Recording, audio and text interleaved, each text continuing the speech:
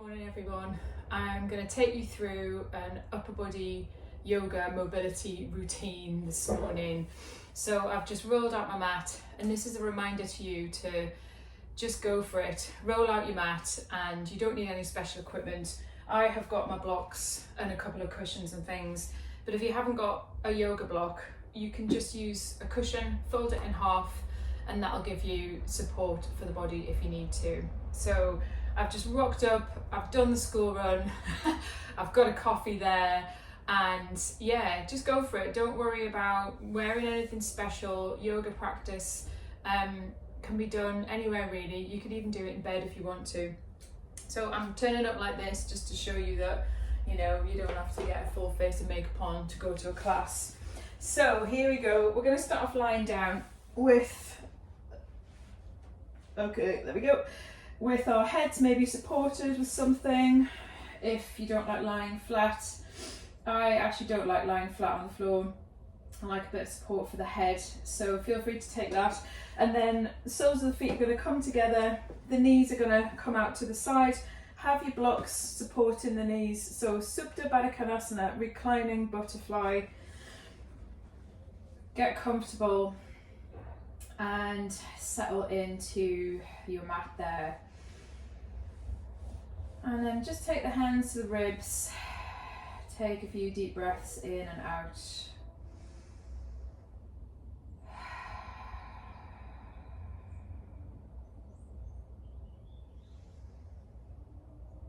In through the nose, and then exhale out through the mouth.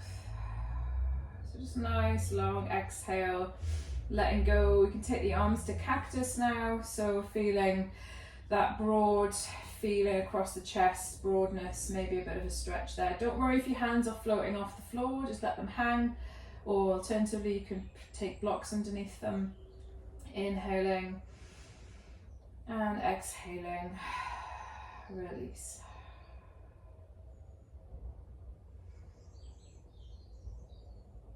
Exhale and let go. Take one more breath there, and then slowly bringing the feet back to the floor. Remove your blocks, pull the knees into the chest, and just take a little squeeze and release. So pulling in, and you can do this with the head off the floor or back on your block or just down onto the mat. So taking a bit of movement here, and you can find some free movement, so it doesn't have to be just forwards, backwards, it can be side to side. You can move the legs around. You can see I'm sort of doing little circles, so anything that feels nice for your lower back. And then again, just peeling the head off the floor. This is quite a nice one just to get the core engaged as well. And then release. Take the feet wide and take a windscreen wipe from side to side. So knees go right, knees go left. Just feeling into that movement there. Oh, feels a bit tight today for me. Sound effects, always optional. And doing one more to the right, to the left. And then coming up to sitting. So you can rock and roll up to sitting, or you can come onto one side and push yourself up. See how that feels this morning. So coming into cross-legged, actually no, let's kneel. Let's go to toe squat so we can get a bit of a foot stretch. So toes are tucked, sitting back onto the heels. If that's really unbearable, I mean, try and stay there for a couple of breaths, but if it gets really unbearable, you can come back onto the tops of the feet. So we're here. Interlace the fingers, push the arms overhead, and then just take again a little bit of free movement for the upper body. So I always like to start off with just seeing how my back feels, upper body. Yeah, just getting into the head and neck a little bit as well. Having a wiggle. Breathing well.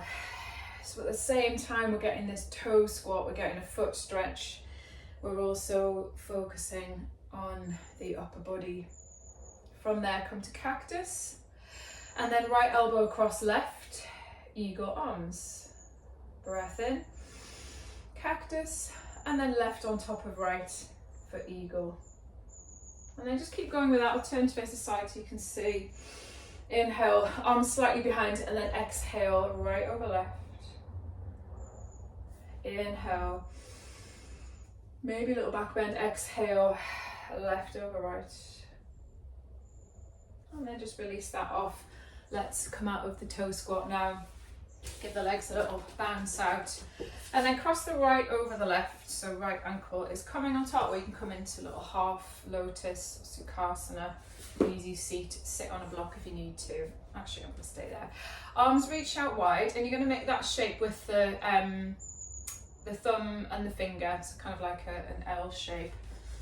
I'm not gonna call anyone a loser at this point. From there, roll the arm to take the thumb down towards the floor, maybe slightly behind, and then opening out. So we're just working through the lung and large intestine meridian, which run down the arm, connecting to the thumb and the finger. And I'm already starting to cough, so we're like clearing out any stagnant lung energy. Breathing well. Good. And then we're going to lean slightly away. So the arm is to the right and you're leaning to the left. Maybe taking the hand out. And then snake the hand behind the back.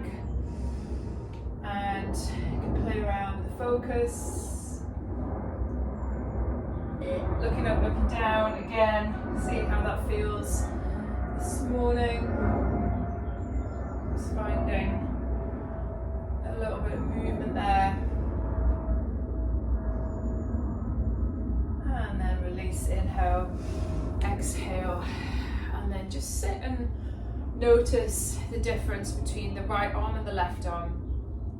So I don't know about you, but I can feel a real sort of tingling sensation and just like the energy flowing really differently down that right arm just from doing a little bit of movement there. So let's do the other side. Cross the left over.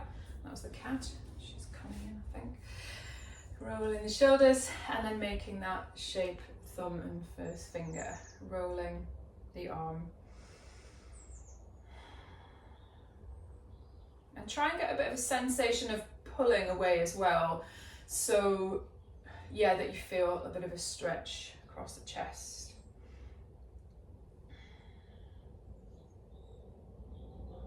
Good. And then leaning. Maybe taking the hand down or the elbow if mobility allows this morning. Not quite there yet. Good. And then snake the hand up the back. And once again, sort of play around with the focus. A bit of mobility for the neck. And then maybe holding. You'll start to also feel it in the side body, the ribs, so really breathe into the lung, so the rib cage housing the lung.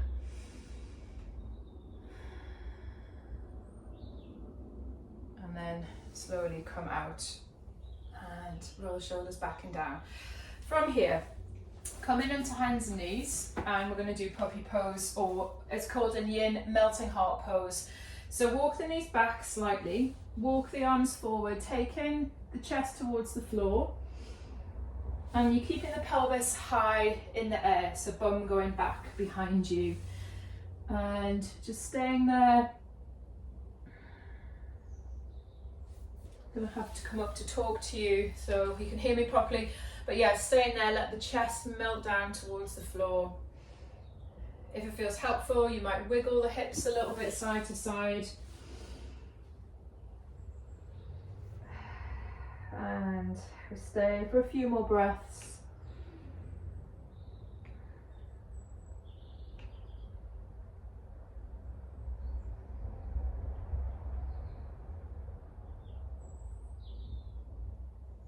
On the next exhale, start to come up to hands and knees, and then just wiggle the hips side to side. Let the hips go right and left. So again, a bit of free movement here for the spine. You might hear some popping and some cracking be able to hear my hips cracking away. And then last thing we'll do is threading the needle. So right arm is going to reach up, breath in, and then exhale, thread through. As you land there, take the left arm up in the air, reach towards the ceiling. Again, maybe a little wiggle side to side. Crack, crack, crack. And then slowly come back to center again. Some free movement in between sides. Waving the spine, finding what feels good for your back today, and then we'll do the other side. Left arm reaches up, breath in. Exhale, thread through. Take the shoulder to the floor, and then you can't stay there, or you could reach up, hold, breathe.